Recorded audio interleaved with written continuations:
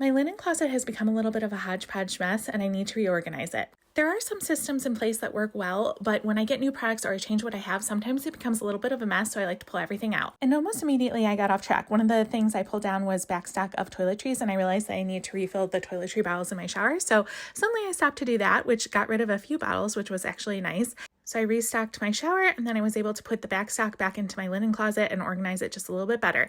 And then one of the worst offenders here is always the medicine. This is like cold medicine, refill medicine, vitamin, things like that. And so I pulled everything out. And as you will see, this is always kind of Tetris and a work in progress. Later, I was able to find a couple of things that didn't need to be in this closet and remove those and have a few more bins.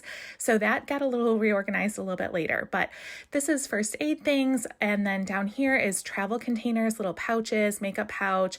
I moved a lint brush up to the top, and then I pulled out this thing and realized almost nothing belonged in there. And then this was just a big mess. This is a bunch of products, extra products, things like that. And so I pulled a bunch of bins out and tried to reorganize in categories that made sense in my brain, but it was a little bit difficult. And this was another area that I kind of reorganized later when I got a couple more bins. So I kind of sped through this because a lot of this didn't stay here. It really is a game of Tetris. Like I tried separating beauty products and hair products and like body products, but they kind of got mishmashed. So I separated them better later once I got a few new bins. In the meantime, I moved up to the top shelf, which has a bunch of random stuff. I also wanted to wipe everything down while I was going. And then on the bottom floor is all my candles, which is a huge other problem.